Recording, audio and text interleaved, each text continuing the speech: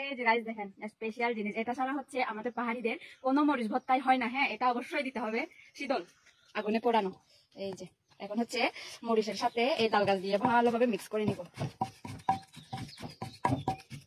দেখেন গাইস, আগের ভিডিওতে আপনারা দেখছিলেন মেরি একটা কলা খাইছিল, জঙ্গলি কলা। তো সেটা আবার এখানে সিদ্ধ করা হচ্ছে। আর এই কলা সরাটা কি ফালাই দিছো তুমি? ফেলা দিছি। আচ্ছা, এই কলা সরাটা ফালাই দিছে মেরি। মেরি হচ্ছে দুপুরের জন্য বরবটি সিদ্ধ করতেছে।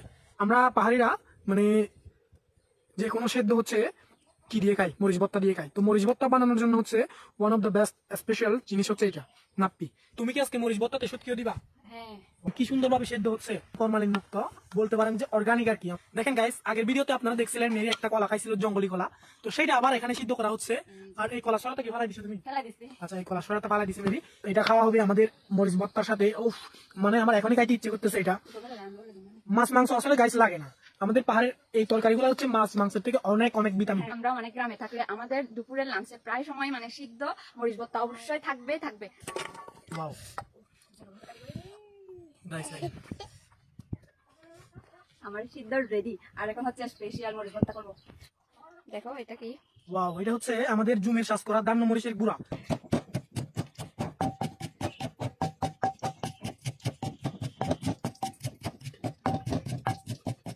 এই যে গাইস দেখেন স্পেশাল জিনিস, এটা ছাড়া হচ্ছে আমাদের পাহাড়িদের কোনো মরিচ ভর্তাই হয় না। হ্যাঁ, এটা অবশ্যই দিতে হবে শীতল আগুনে পোড়ানো। এই যে এখন হচ্ছে মরিচের সাথে এই তাল গাছ দিয়ে ভালোভাবে মিক্স করে নিব। ওয়াও গাইস, অনেকে জিজ্ঞেস করে আসলে ভাই আপনাদের মরিচ ভর্তাটা কিভাবে তৈরি করেন। এই যে দেখেন আমরা মরিচ ভর্তাটা আসলে কিভাবে তৈরি করি। আসলে মরিচ ভর্তা তো অনেক প্রকার ভাবে হচ্ছে তৈরি করা যায়। লাইক যেমন এই যে এটা হচ্ছে একভাবে রসুন দিছি, নাপ্পি দিছি, আর অনেকে তো শুধু মরিচ আর নাপ্পি দিয়েও তৈরি করে লবণ দিয়ে। তো আমরা হচ্ছে সাথে আরো কি একটা শুটকি দিব আগুনে পোড়ানো।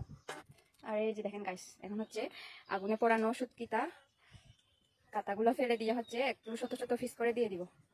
শুটকিগুলো হচ্ছে দিয়ে দেওয়া শেষ। এখন হচ্ছে মরিচের সাথে ভালো করে মিক্স করে নিব।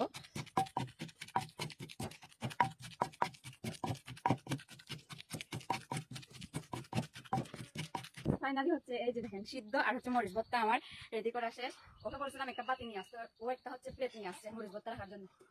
তো এটা আজকে আমাদের লাঞ্চের জন্য এগুলো হচ্ছে রেডি করলাম। আর আজকের ভিডিওটা এই পর্যন্ত কেমন লাগছে অবশ্যই কমেন্ট করে জানাবেন। আর ভালো লাগলে অবশ্যই আমাদের ফেসবুক পেজটা ফলো করবেন। হ্যাঁ, বেশি বেশি করে লাইক করবেন, কমেন্ট করবেন, শেয়ার করবেন। তো সবাই ভালো থাকবেন, আর দেখা হচ্ছে নেক্সট কোনো ভিডিওতে। টাটা।